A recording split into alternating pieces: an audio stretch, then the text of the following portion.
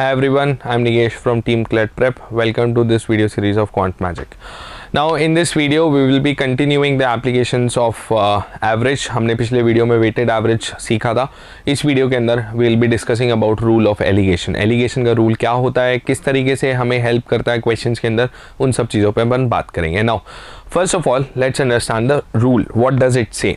So basically the rule of alligation says that if there is a cheaper quantity and then there is a dearer quantity और आप इन दोनों को mix करते हैं, right? If you mix these two quantities, then the ratio in which these two are mixed, obviously जब आप दोनों को mix कर रहे हैं तो you will get a mean price और a mean quantity, right? तो जिस ratio में आपने इन दोनों को mix कराया है that will be given by dearer minus mean is to mean minus cheaper. Okay अब इसको बेटर समझने के लिए हम एक एग्जाम्पल लेंगे, ठीक है, उससे अपन समझेंगे कि यहाँ पे ये किस तरीके से इफेक्टिव साबित होगा. ओके सबसे पहले लेकिन इसका यूजेज क्या है ये पता होना बहुत ज़रूरी है. तो देखिए इन जनरल अगर मैं बात करूँ तो एलिगेशन के रूल को हम हर उस जगह पे यूज़ कर सकते हैं जहाँ पे भी हम दो चीज़ों को मिक्स करके तीसरी चीज़ बना रहे हैं. Whether the question says that the shopkeeper is mixing two different type of sugars और two different type of grains, या फिर आप दो अलग अलग क्वांटिटीज से सपोज सोल्यूशंस को मिक्स कर रहे हैं, या फिर आपको क्वेश्चन दिया गया इस तरीके का क्वेश्चन है कि हमें प्रॉफिट लॉस में ऐसे क्वेश्चन देखने को मिलते हैं कि shopkeeper sold certain number of articles at this much profit,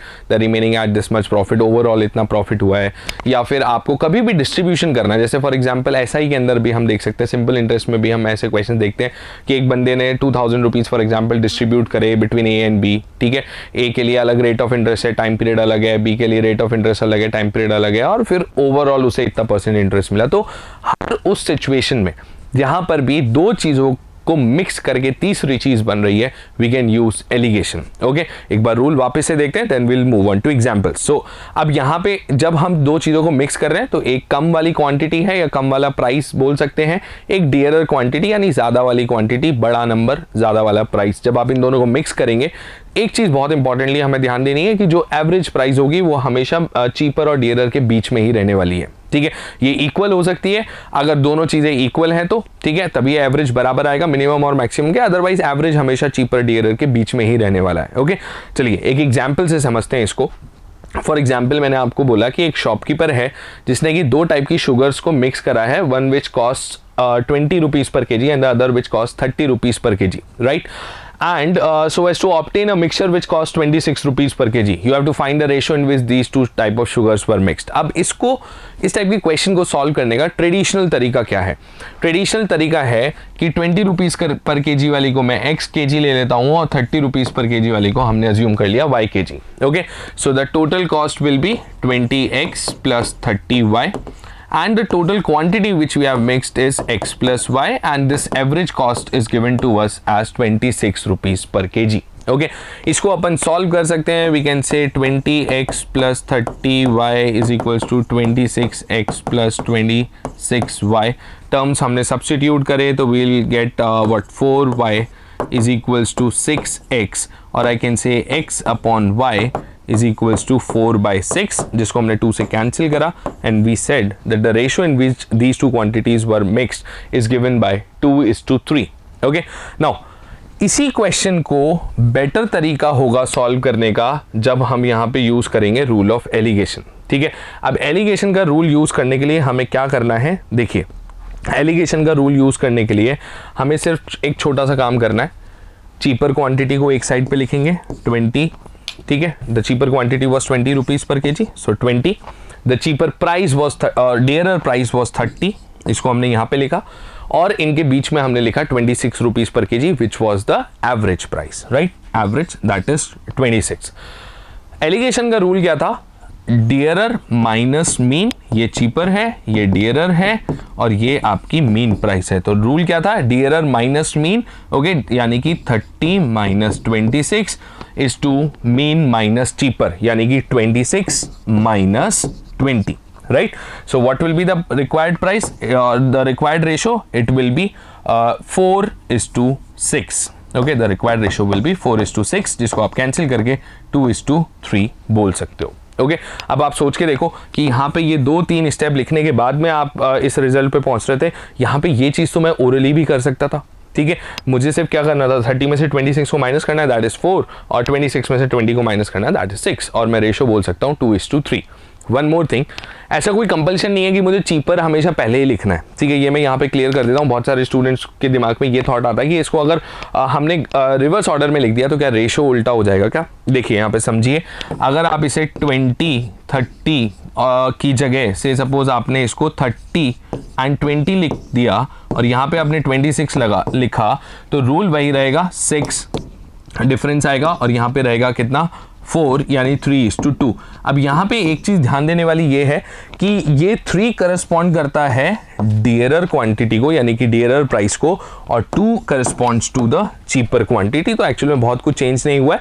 यहाँ पे डियरर इज टू चीपर का रेशो आया 3:2, पहले चीपर इज टू डियरर आया था 2:3, तो it means one and the same thing. Okay, so option ध्यान से हमें चूज करने, यहाँ पे आंसर विल बी 2:3, राइट। चलिए एक और एग्जाम्पल देखते हैं यहाँ पे। The next example says, a shopkeeper had 1500 shirts. Okay, he sold some of these shirts at 12% profit and the remaining at 18% profit, such that he earned 16% profit on the whole lot. Okay, find the number of shirts sold at 12% profit. Now, a lot of people what they think is they don't even realize कि यहाँ पे allegation लग सकता है और वो profit loss की equation बनाने चले जाते हैं। कैसे इक्वेशन बनाएंगे? से सपोज हमने 12% पे यहाँ पे x शर्ट सेल करे थे और 18% पे हमने सेल करे, टोटल शर्ट्स थे 1500 माइनस x, राइट। तो हम क्या इक्वेशन बना सकते हैं, x 12% प्रॉफिट है तो selling price will be 112%, okay, plus 1500 minus x, ठीक है, इसको मैं मल्टीप्लाई करूंगा 118% से, and this is equal to total 1500 shirts पे मुझे प्रॉफिट हुआ है 16% का, तो 116/100, राइट। 100 तो हमने यहाँ पे लेकर के कैंसिल कर दिया, result will be 112x plus 118 को 15 से मल्टीप्लाई करेंगे तो that's 120, 0, 12, 27 and 2, that is 17700, oh sorry 000, okay, minus 118x is equals to, similarly हमने 116 को 15 से मल्टीप्लाई करा तो 2 0 पहले ही लगा देते हैं, 1 0 90, 15 1 24 एंड दिस इज 2 टाइम्स यानी 174,000, राइट। इतनी बड़ी इक्वेशन आप सॉल्व करने जाएंगे, आप बोलेंगे यहाँ पे कि 3000, ठीक है, 177,000 minus 174,000 that's 3000 is equals to 118x minus 112x यानी कि 6x, and you will say x is equals to what, 500। तो 12% प्रॉफिट पे उसने कितने शर्ट सेल करें, 500 शर्ट्स, ओके।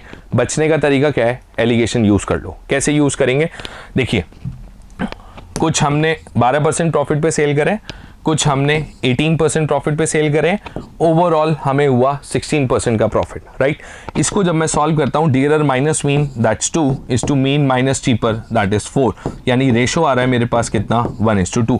अब इस बात से कोई फर्क नहीं पड़ता है कि मैं 18 12 16 लिख के 2 1 लिखता, क्यों, मुझसे क्या पूछा जा रहा है, 12% प्रॉफिट पे कितने शर्ट सेल करें, तो what part of this will be sold at 12% profit, that is 1/3 part of 1500, जो मैं आराम से बहुत इजीली कैलकुलेट कर सकता हूं, बोल सकता हूं दैट इज 500 शर्ट्स। अगर मुझसे 18 पूछा जाता कि 18% प्रॉफिट पे कितने शर्ट सेल करें, तो I would have said 2/3 part यानी कि 66.66%, ओके।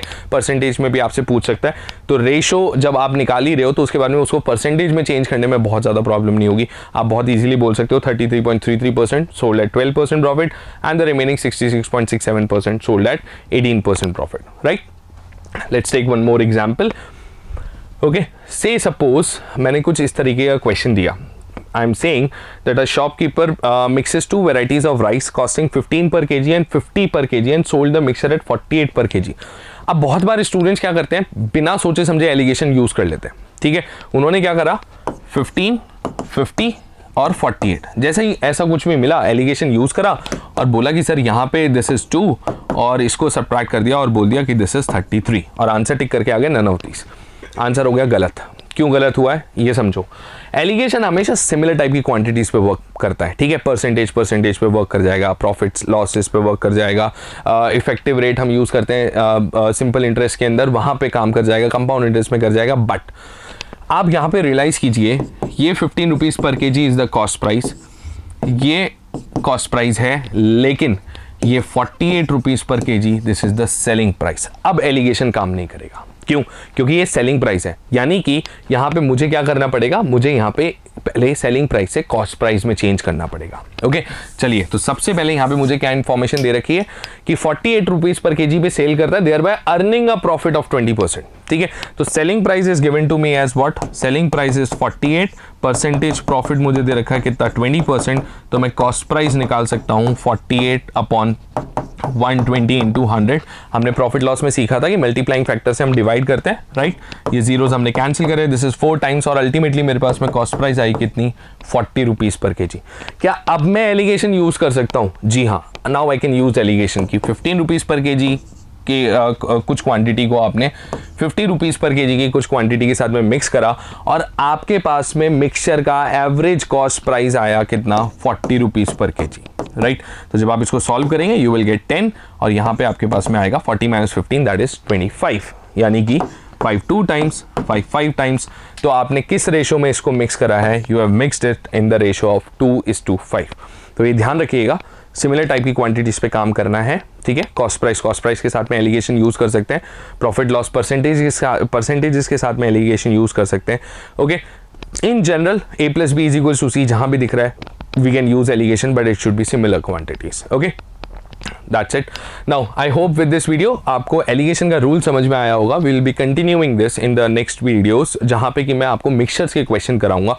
मिक्सचर्स के क्वेश्चन मतलब जहाँ पे कि हम दो मिक्सचर्स को मिक्स कर रहे होंगे, वहाँ भी हम सेम रूल फॉलो करेंगे, सिमिलर क्वांटिटीज पे एलिगेशन यूज करेंगे, एंड वील सी कि how effective this basic rule can prove to be. Okay, thank you.